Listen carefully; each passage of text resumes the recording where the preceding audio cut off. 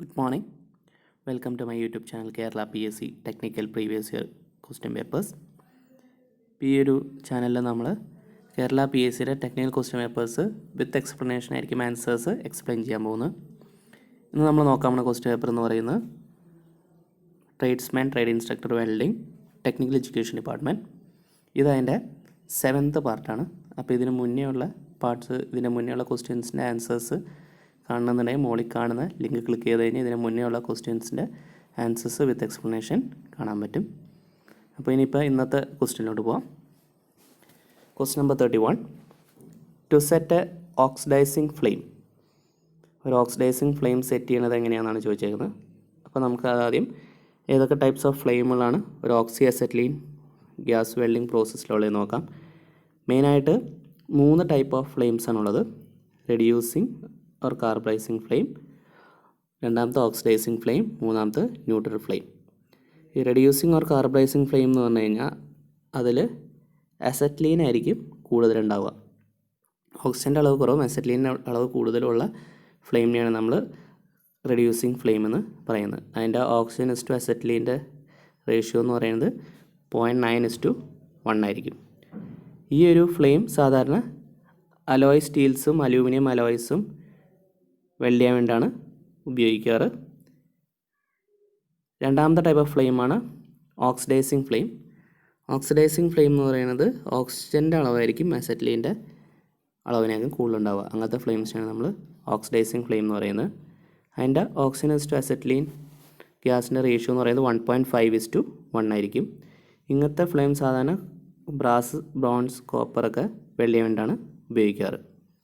മൂന്നാമത്തെ type of ഫ്ലെയിമാണ് neutral flame. Neutral flame എന്ന് പറയുന്നത് ഓക്സിജൻ്റെയും അസെറ്റ്ലീൻ്റെയും റേഷ്യോ സെയിം ആയിരിക്കും, എമൗണ്ട് സെയിം ആയിരിക്കും. അതായത് ഓക്സിജൻ ഇസ്റ്റു അസെറ്റ്ലീൻ്റെ റേഷ്യോ 1:1 ആയിരിക്കും. ഇങ്ങനത്തെ ഫ്ലെയിമിനെയാണ് നമ്മൾ ന്യൂട്രൽ ഫ്ലെയിം എന്ന് പറയുന്നത്. ഇങ്ങനത്തെ ഫ്ലെയിം സാധാരണ ലോ കാർബൺ സ്റ്റീലും മൈൽഡ് സ്റ്റീൽസും വെൽഡ് ചെയ്യാൻ വേണ്ടിയാണ് ഉപയോഗിക്കാറ്. അപ്പോൾ അത് പിന്നെ ഈ റൈറ്റ് സൈഡിൽ കാണിച്ചു തരുന്നത് അതിൻ്റെ ഷേപ്പുകളാണ്, ഓരോ ഫ്ലെയിം വരുമ്പോഴുള്ള ഷേപ്പുകൾ. ഇപ്പോൾ നമ്മുടെ ക്വസ്റ്റ്യൻ നോക്കുകയാണെങ്കിൽ ഓക്സിഡൈസിങ് ഫ്ലെയിം എങ്ങനെ സെറ്റ് ചെയ്യണമെന്ന് ചോദിച്ചിരുന്നത്. അപ്പോൾ ഓക്സിഡൈസിങ് ഫ്ലെയിം എന്ന് പറയുമ്പോൾ ഓക്സിജൻ്റെ അളവ് കൂടുതലും അസെറ്റ്ലീൻ്റെ അളവ് കുറവും. അതായത് ഓക്സിജൻ ഇസ്റ്റു അസെറ്റ്ലീൻ്റെ റേഷ്യോ 1.5:1 എന്ന് പറഞ്ഞുള്ള റേഷ്യോ. അപ്പോൾ അങ്ങനത്തെ ഫ്ലെയിം എന്ന് പറയുന്നത് ആൻസർ എന്ന് പറയുന്നത് ഓപ്ഷൻ ബി ആണ്. അതായത് set A neutral flame and decrease acetylene. അസെറ്റ്ലീൻ്റെ അളവ് കുറച്ചിട്ട് ചെയ്യുന്ന ഫ്ലെയിമിനെയാണ് നമ്മൾ ഓക്സിഡൈസിങ് ഫ്ലെയിം എന്ന് പറയുന്നത്. അപ്പോൾ 31st question answer option B. അടുത്തത് question number 32. Which type of flame is use to weld brass. Brass weld ചെയ്യാൻ ഉപയോഗിക്കുന്ന ഫ്ലെയിം ഏതാണെന്ന് ചോദിച്ചിരുന്നത്. അപ്പോൾ അതിൻ്റെ ആൻസർ എന്ന് പറയുന്നത് ഓപ്ഷൻ സി ഓക്സിഡൈസിങ് ഫ്ലെയിം. ഇപ്പോൾ ഓക്സിഡൈസിങ് ഫ്ലെയിം എന്ന് പറയുമ്പോൾ നേരത്തെ നമ്മൾ കണ്ട പോലെ തന്നെ ഓക്സിജൻ്റെ അളവ് കൂടുതലും അസെറ്റ്ലീൻ്റെ അളവ് കുറവായിട്ടുള്ള ഫ്ലെയിമിനെ നമ്മൾ ഓക്സിഡൈസിങ് ഫ്ലെയിം എന്ന് പറയുന്നത്. അതിൽ ഓക്സിജൻ ഇസ്റ്റു അസെറ്റ്ലീൻ്റെ റേഷ്യോ എന്ന് പറയുന്നത് 1.5:1 ആയിരിക്കും. ഈ ഫ്ലെയിം സാധാരണ കോപ്പറിൻ്റെ അലോയ്സും വെൽഡ് ചെയ്യാൻ വേണ്ടിയാണ് ഉപയോഗിക്കാറ്. കോപ്പറിൻ്റെ അലോയ്സ് എന്ന് പറയുമ്പോൾ ബ്രാസ്, ബ്രോൺസൊക്കെ കോപ്പറിൻ്റെ അലോയ്സിൽ വരുന്നതാണ്.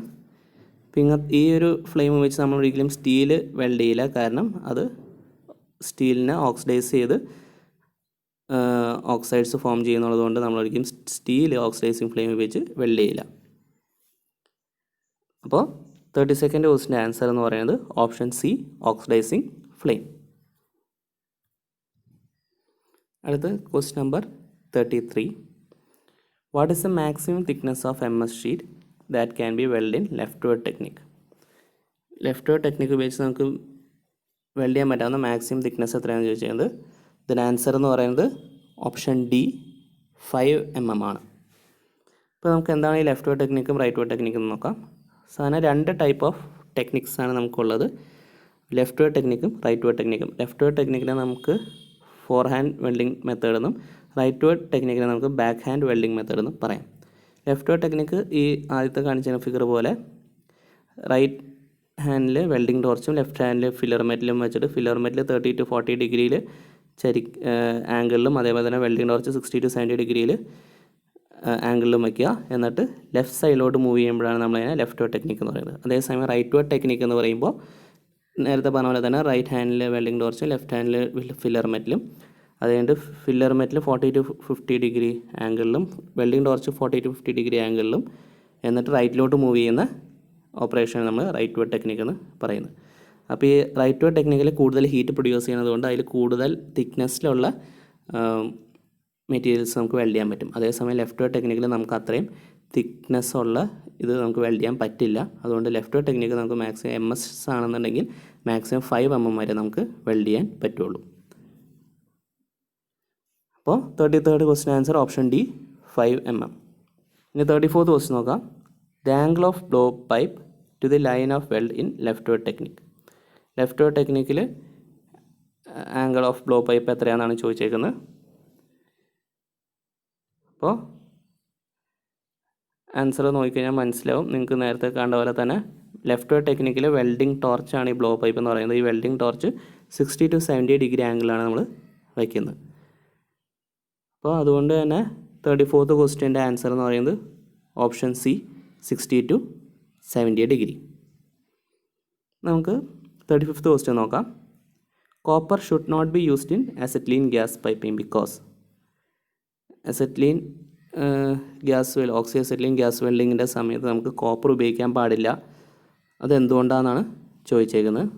അപ്പോൾ അത് എന്താണെന്ന് നോക്കാം. ഈ കോപ്പർ അസെറ്റ്ലീൻ്റെ കൂടെ ഉപയോഗിച്ച് കഴിഞ്ഞ് കഴിഞ്ഞാൽ ഈ കോപ്പറും അസെറ്റ്ലീനും കൂടെ റിയാക്ട് ചെയ്ത് കോപ്പർ അസെറ്റിലൈഡ് എന്ന് പറഞ്ഞ കോമ്പൗണ്ട് ഉണ്ടാവും. അപ്പോൾ ഈ കോപ്പർ അസെറ്റിലൈഡ് എന്ന് പറഞ്ഞ കോമ്പൗണ്ട് ഹീറ്റും അതിൽ ഷോക്ക് സെൻസിറ്റീവ് ആണ്. അത് ചെറിയ രീതിയിൽ ഹീറ്റ് കൂടിക്കഴിഞ്ഞാൽ തന്നെ അത് എക്സ്പ്ലോഡ് ആവും. അതേപോലെ തന്നെ ചെറിയ രീതിയിലൊരു വൈബ്രേഷൻ വന്നു കഴിഞ്ഞാൽ തന്നെ അത് എക്സ്പ്ലോഡ് ആവും. അപ്പോൾ ഹൈലി എക്സ്പ്ലോസീവും ഹൈലി തെർമലി സെൻസിറ്റീവും ആയതുകൊണ്ട് ഈ കോപ്പർ അസെറ്റിലൈഡ് ഭയങ്കര ഹസാർഡസ് ആണ്. അതുകൊണ്ട് നമ്മൾ ഒരിക്കലും കോപ്പറും അസെറ്റ്ലീനും ഒന്നിച്ച് കൊണ്ടുവരുത്. അതുകൊണ്ടാണ് കോപ്പർ ഒരിക്കലും അസെറ്റ്ലീൻ ഗ്യാസ് പൈപ്പിങ്ങിൽ ഉപയോഗിക്കാത്തത്. അപ്പോൾ 35th ക്വസ്റ്റ്യൻ്റെ ആൻസർ നോക്കിക്കഴിഞ്ഞാൽ ഓപ്ഷൻ എ ആണ്. Copper react with acetylene and form explosive compound. Copper acetylene react ചെയ്ത് കോപ്പർ അസെറ്റിലൈഡ് ഉണ്ടായി. അതാണ് എക്സ്പ്ലോസീവ് കോമ്പൗണ്ട് എന്ന് പറയുന്നത്. അപ്പോൾ അതുകൊണ്ടാണ് നമ്മൾ കോപ്പർ അസെറ്റ്ലീൻ ഗ്യാസ് പൈപ്പിങ്ങിൽ ഉപയോഗിക്കാത്തത്. അപ്പോൾ 35th question answer option A. അപ്പോൾ ഇത്രയാണ് ഇന്നത്തെ വീഡിയോയിൽ നോക്കുന്ന ക്വസ്റ്റ്യൻസ്. അപ്പോൾ ഇതുവരെ ഈ ചാനൽ സബ്സ്ക്രൈബ് ചെയ്യാത്തവർ ഈ PSC എന്ന് പറഞ്ഞ എംബ്ലം ക്ലിക്ക് ചെയ്ത് ഈ ചാനൽ സബ്സ്ക്രൈബ് ചെയ്യുക. അതേപോലെ തന്നെ ഇതിന് മുന്നേ ഉള്ള ക്വസ്റ്റ്യൻസിൻ്റെ ആൻസേഴ്സ് വിത്ത് എക്സ്പ്ലനേഷൻ കാണാൻ വേണ്ടിയിട്ട് ഈ കാണുന്ന പ്ലേലിസ്റ്റ് ക്ലിക്ക് ചെയ്യുക. Thank you.